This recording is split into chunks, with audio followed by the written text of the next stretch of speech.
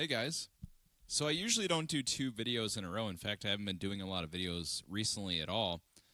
But this is pretty significant. I was just made aware of this today. And what happened is LBRY Inc. has apparently lost their final judgment to the federal government of the United States of America. And this means that LBRY Inc.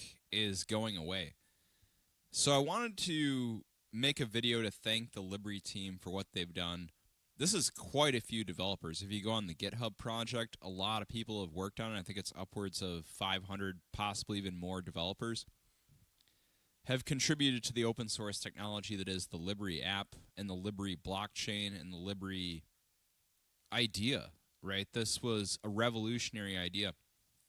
And we're going to talk about the implications of what this means, because people who don't understand really the back end of Odysee, you might be a little confused about what this means, or maybe you don't even know. But this is very significant, the fact that LBRY Inc. is going away. And so I guess let's start with what happened here. So apparently, LBRY works on a blockchain, and you'll see these points up here, right? Like these LBRY tokens. So this is actually a cryptocurrency that was designed as part of the LBRY project, which was actually a really brilliant idea. The idea behind it originally would be that you would have a decentralized content network that would award cryptocurrency to people who post videos, and you could donate crypto. You can still do this, and also you can mine crypto. So it's got the whole ecosystem. And it was a really smart idea because LBRY themselves mined a bunch of this currency.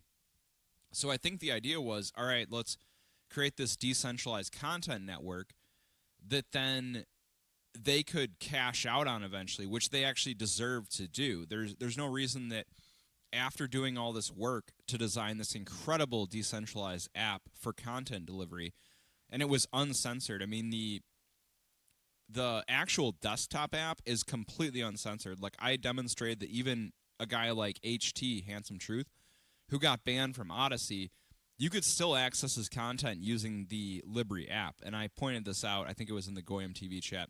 So that's just an example. Like, even if you get banned from Odysee, you really cannot be banned from the LBRY blockchain unless you do something super illegal and the government raids you. And in which case, like, if you're posting child porn or something, then you're going to get raided, and all of the servers are going to be taken down. They're going to take it down. People are going to remove the content. In that case, that's like an extreme case of breaking the law. But other than that, LBRY itself had no ability to remove anybody from the blockchain, as far as I know. I'd never heard of that. Even HT was available. And, you know, there's a ton of dissident content that I guess you could say is against the establishment or whatever. But, so, back up to the original idea. So part of it was to have a cryptocurrency, which was really smart, because if you think about it, creating content takes time, right? Like, creators deserve to get paid. And the idea was, let's create an ecosystem where miners can get rewarded, hosters can get rewarded, as in people who host decentralized content through the blockchain. This was an incredible piece of technology. And I didn't think it was going to end. This is kind of why I hedged my bets on LBRY rather than BitChute. Like, BitChute's pretty cool. I'm not knocking BitChute, but it was not nearly as decentralized as the LBRY app was. Like, the LBRY desktop app can run completely independent of Odysee. And it runs on cryptocurrency, it runs on mining, it runs on the community, contributing and watching and awarding points for everyone who watches videos, and awarding points to the creators. And then these points, theoretically, were supposed to be able to be translated into real world currency. Unfortunately, the SEC, and I put SEC in triple parentheses, if you know what I mean, the SEC decided to go after LBRY, and I think part of this was because it was so decentralized. It was so uncontrollable. It was so free speech oriented that the establishment didn't want something like that, where there's really no centralized point of command where you can just shut it down. So what do? They go after the development company that's actually putting all this time and effort into this. I mean, it sounds like now they've got millions of dollars in debts. And so essentially LBRY is going to have to declare bankruptcy. And you may be like, what the fuck is LBRY? What does this have to do with Odysee? Well, Odysee runs off of the LBRY blockchain. It runs off of the LBRY ecosystem. When you upload videos to Odysee, they're actually going on the LBRY blockchain, and Odysee is basically a front end for that. So what's interesting is anybody could create a Odysee clone if you had enough time and developers and money to dump into the project and hosting fees and all that. And you could do that. You could feature your own creators. You could run off of the entire LBRY blockchain. You could filter any videos you want. You could have featured videos of any type. But essentially, Odysee, as it stands right now, does not work without LBRY. Now, LBRY Inc. dying does not mean that the LBRY blockchain goes away.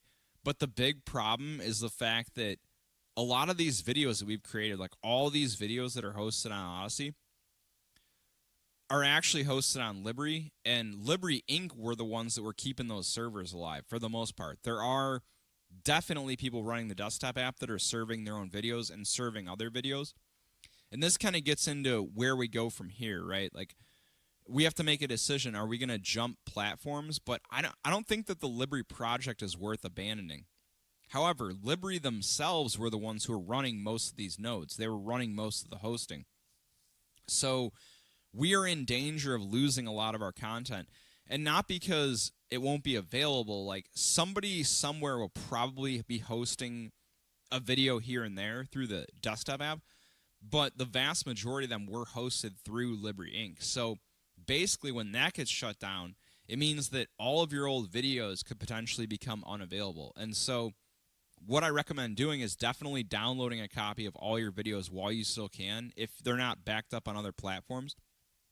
One of the nice things about LBRY is the fact that the videos are hosted in full quality. I mean, with BitChute, you had this massive reduction in quality, which is just not going to be a YouTube competitor. And this was kind of the nice thing about LBRY is it runs really fast. It's decentralized. It checks all the boxes. Odysee itself is very light-handed with the censorship. Like, yeah, some people get banned off Odysee. I'm not saying nobody has. But I still find tons of dissident content on Odysee. And, you know, Odysee is really a lot better than LBRY was in terms of there was an old website called LBRY TV. So I do thank Odysee for hosting the content. And I know they're not perfect. Like, what website's going to be perfect, right? Like, there are always going to be some edge cases of censorship. But, man, this is sad. So it's not like LBRY can't continue, but it's going to require large engagement from the community to actually host these videos. Like, somebody's going to have to pick up the torch of actually hosting all this content. I don't know who that's going to be.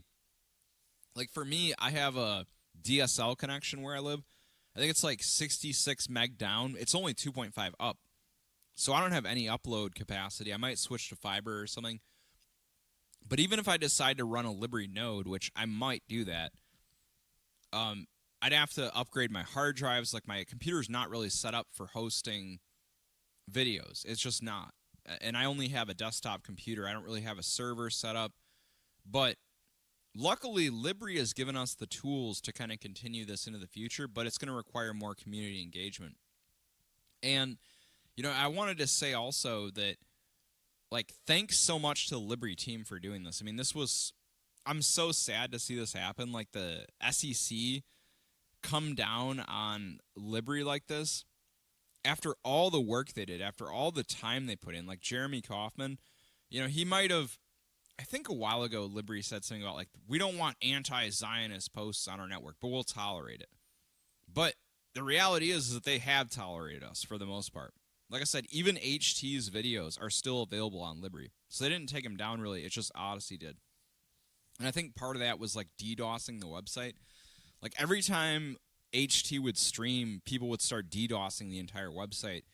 And I think that was a big part of why they removed him, was just because they didn't want to deal with the hassle. But overall, both Odysee and LBRY have been very supportive of free speech. And, you know, I just wanted to say this is really sad, and I feel your pain. Like, I can't even imagine what Jeremy Kauffman's going through right now, having put all this time and effort into this awesome project, and then only for it to be subverted by the government and the media apparatus, right? Like, they want us only consuming television content. They want us only consuming triple parentheses mainstream media content. They don't want the average person having a say. And this is so disgusting.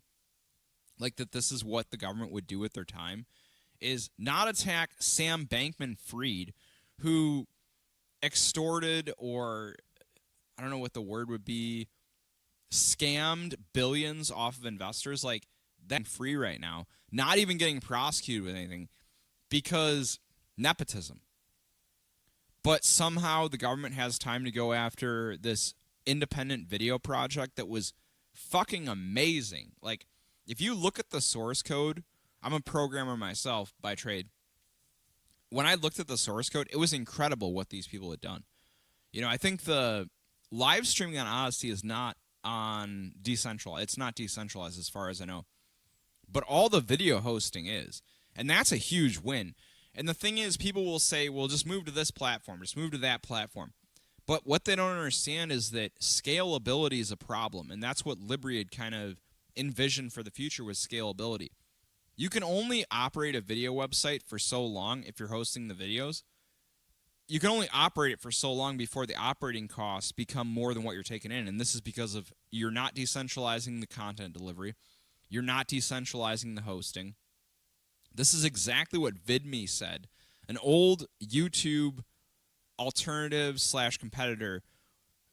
They were like, yeah, there's no way you can sustain this unless you're decentralized. So then LBRY popped up after that as kind of the alternative, and so did BitChute. BitChute actually ran on WebRTC at first. Like, I designed the original BitChute Android app, and when I designed it, it was designed to be optimized for decentralized content delivery.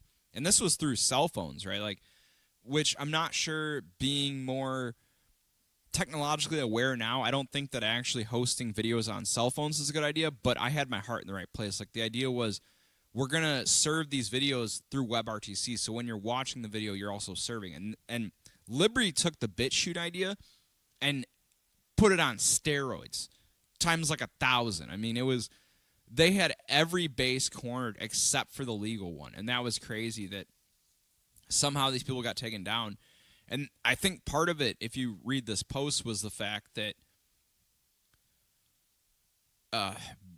that LBRY had mined a bunch of their own currency and they were sitting on it. But to me, that's not even shady. That's like, you're getting in on the ground floor because you're building the technology that serves the content that people want. And so I don't have a problem with that. Like, this is not the will of the people. This is the will of central oligarchy. It's the will of, you know, the Jewish banking establishment, essentially. It's what it is. And yeah, so I guess the question moves into, like, what's going to happen with Odysee? Because, again, Odysee is separate from LBRY. They're not the same thing. Odysee is a front end that uses the LBRY blockchain, that uses the LBRY hosting system. But I don't know. And we don't know what's going to happen. I saw that LBRY, the LBRY Foundation, posted the original agreement with LBRY that they would keep hosting on the LBRY blockchain.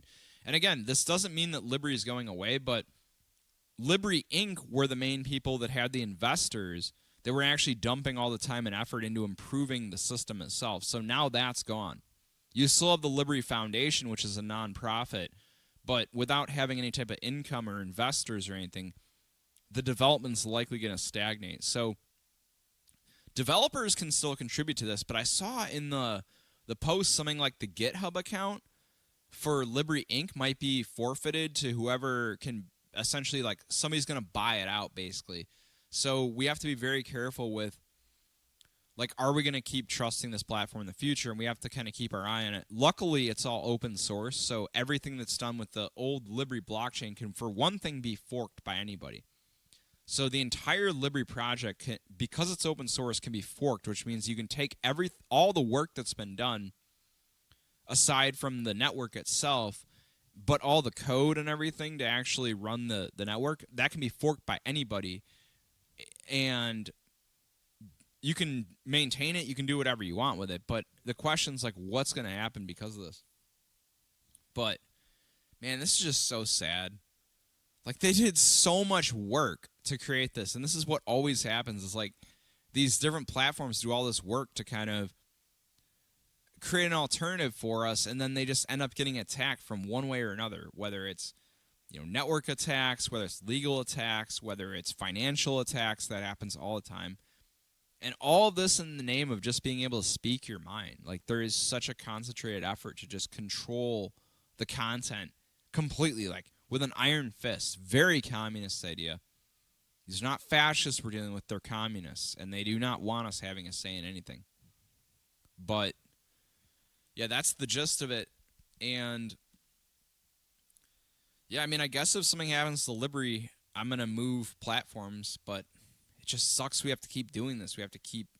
Maybe I'll go back to BitChute. But as much as I like BitChute, they don't really have a long-term strategy for like hosting content. Like, this was the difference with LBRY, was it did have a long-term strategy, which was the fact that if it got too big, you can host your own content on LBRY, and it's available to the wider public on kind of a decentralized ecosystem, where basically everybody can kind of contribute to this YouTube alternative that's uncensored. Everybody can contribute to it. It doesn't have any centralized authority. I mean, maybe this is going to move back towards like the original idea of LBRY, but you're going to lose the live streaming and stuff. Like, as far as I know, the LBRY app does not have live streaming in and of itself. So I hope Odysee continues, but how is it going to continue? This is the question, because Odysee itself does not host the videos, and this was a big advantage of Odysee. And Odysee has actually taken off. Like, I'm really impressed with all the development work that's gone into this website. It runs pretty darn well. This is a post that says, fuck the Odysee LBRY admin. I mean, yeah, I'm sure they do some censorship, but it's not nearly as bad as any other website. I mean, they've been very hands-off. You got a bunch of money through this website, as they should, because they're content creation. They're doing content creation, so they should make money. And so should the LBRY people, and so should the Odysee people. Like, everybody deserves a cut of this economy because it's got demand. Obviously, free speech content has a market, so they're trying to destroy the suppliers of this market, and it's just... Yep. So I'm kind of going to just keep repeating myself. So action items, I mean, we got to keep our eye on this. I don't know where we're going to go. Like, this was the one fail-proof design that I saw as a developer myself. Like, I was looking at all these different options. And don't get me wrong, I like Goyim TV. Like, Goyim TV is really awesome. That may be the next step, but... And this is not a shot against Goyim TV, but I almost feel like that's kind of an ecosystem where everybody's already on the same page. Yes, you'll get people who click on it, and then they're getting red-pilled and stuff, but I kind of liked Odysee because it was neutral. I like these neutral platforms where they're not explicitly J-woke, because the reason being that I want to bring more people and got more people. And that's kind of the cool thing about neutral platforms, is you got people from all ends of the spectrum throwing their ideological hat in the ring, and that's why I like neutral platforms. So hopefully Odysee will figure out some way around this, but I don't know. We'll have to see, but it's not looking good. And yeah, like I said, back up all your videos if you don't want to lose them, because most of these were hosted by LBRY Inc., and LBRY Inc. is now essentially bankrupt. And they could potentially get sold to somebody who is not free speech oriented. But luckily, the community around LBRY is so free speech.